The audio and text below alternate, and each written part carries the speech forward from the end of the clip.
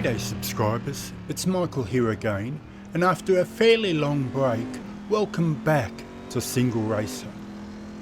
And now I do hope to return to making sim racing videos after this one, but I have to be honest and say for me personally, this is a very sad, bittersweet, and if I can be honest, totally self-indulgent video due to the passing of my sim racing brother Andrew. But now, just before I go into a bit more detail and share a bit about the life of my sim racing brother, I just want to welcome the last few hundred new subscribers to the channel. And what I'll do is I'll do two simple chapters next. One in which I talk a little bit about the sim racing life and share some stories about my brother Andrew. And for those that are short-term new subscribers, I would understand that you wouldn't know the full story or be used to my channel's routine. So you are totally welcome to skip that first chapter and go straight to a Hotlap featuring one of his favourite cars, which is the brilliant Corvette CR7, using a custom CamTool preset by the channel called Sebmor, where he's done it as though you're more or less a spectator on the track. In my view, it's a brilliant looking replay, so you can just skip to that part or that second chapter if you naturally don't want to hear the story, and I'll totally understand that. But for some of my longer term subscribers that might be interested in the details, I'd just like to share 2 or 3 stories, some minor, some major, at least to me, about Andrew's sim racing life and the details around what happened. And so, for those that don't actually know, Andrew did start his own sim racing channel, and here it is here, called ARP Sim Racing. But he soon realised after just over half a dozen videos that it wasn't quite for him. He wanted to more enjoy the sim racing rather than the whole producing side of it. But then changed to another channel which is called Easy DIY Projects, and as you can see by the number, he got over 4,000 subscribers and was reasonably successful in that endeavour. But the two main stories that I'd like to share, or at least sim racing stories, one of them I've told a few times now, but I'd just like to say, I guess, one final time, and that is the routine we had where we would get together. It was a set thing we'd love to do, where we'd got together once a month and we'd alternate, one time at my place, one time at his, to just have an afternoon, a whole afternoon of sim racing. And the idea was we'd pick a random car and a random track and just start out to learn it, usually a track we didn't know, and try and get faster and faster, trying to beat each other's time until we couldn't. Say we had half an hour left, and whoever couldn't beat the other's time, the other person was the winner.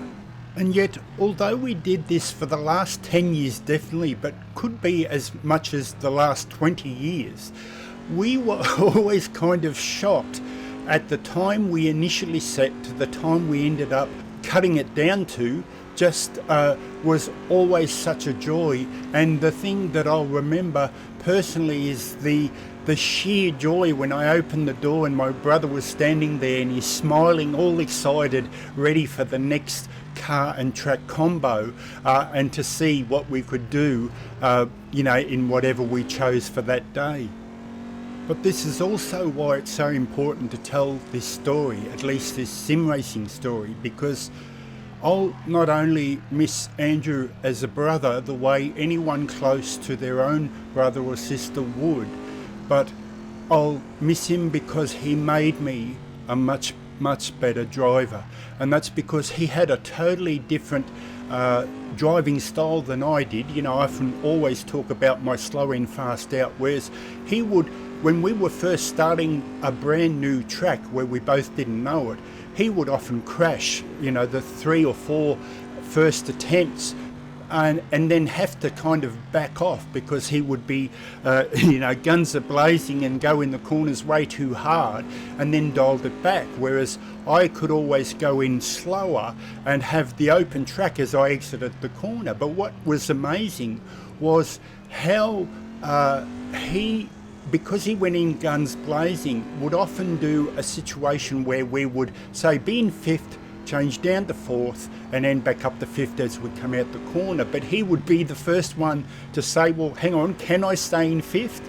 And for that reason, he gave me different approaches or the ways to take a corner, which I'd never thought of personally because I kind of drove by habit.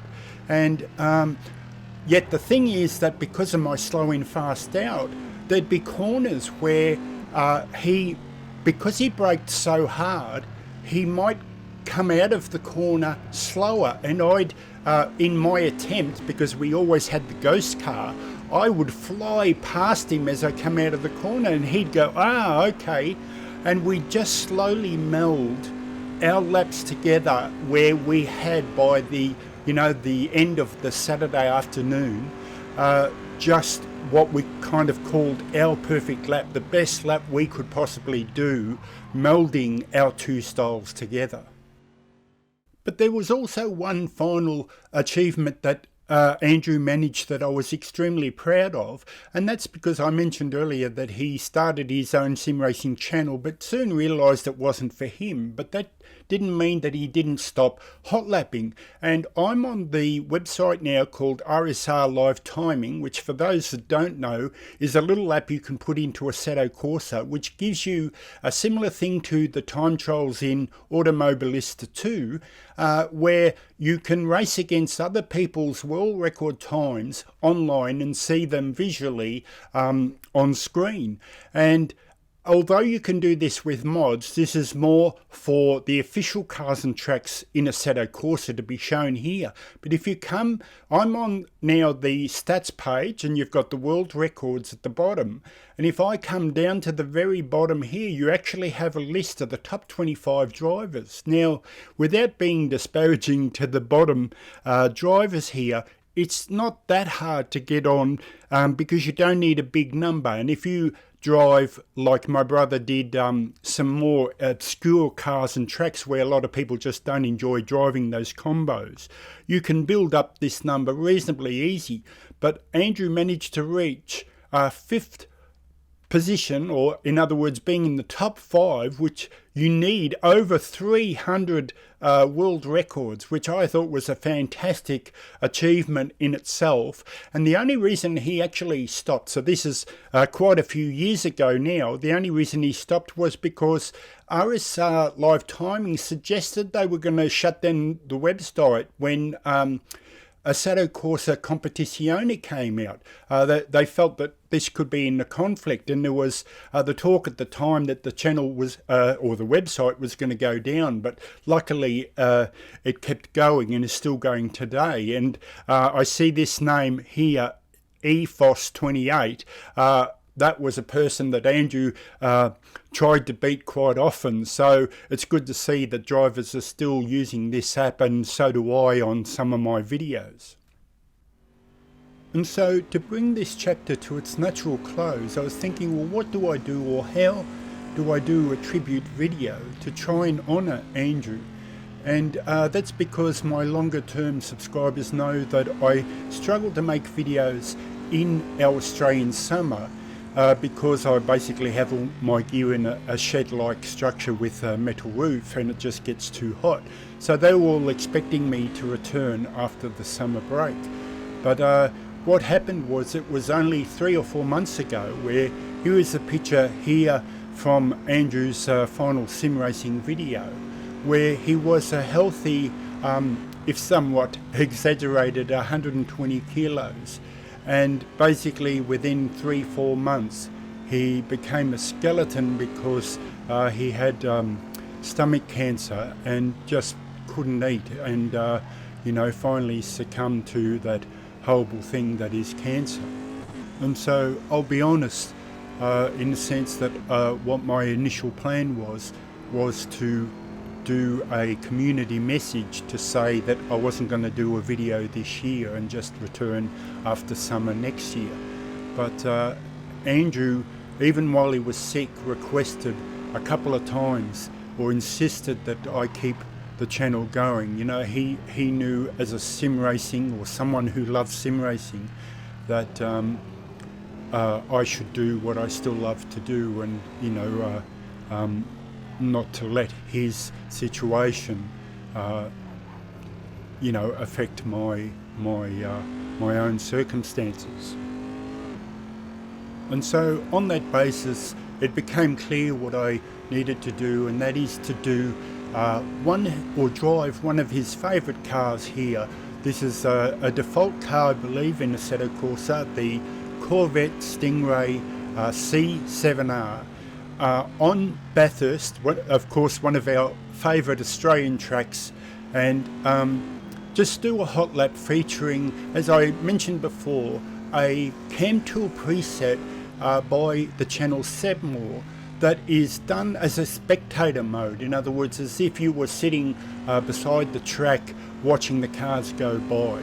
And I think the thing that will hit me the most is that not only will I miss my brother Andrew the natural way anyone would a family member that had passed, but there'll be that extra layer of sadness when a new sim comes out and you have that feeling, gee, if only I could have shared this with him and got him to experience this new sim or new racing game, whatever comes out in the future. So I guess there's nothing more to do than to show the next chapter, the hot lap featuring one of his favourite cars, the C7R. So this is Michael signing out for SingleRacer, and what I'll do is I'll just ease into it with a few videos, because it'll be hard to naturally have that initial excitement that a lot of people sort of know me for in my vocals, but you know, I'll just take it slowly and work my way back into the normal videos that I do. So this is Michael signing out for SingleRacer. I'll catch you next time. See you later.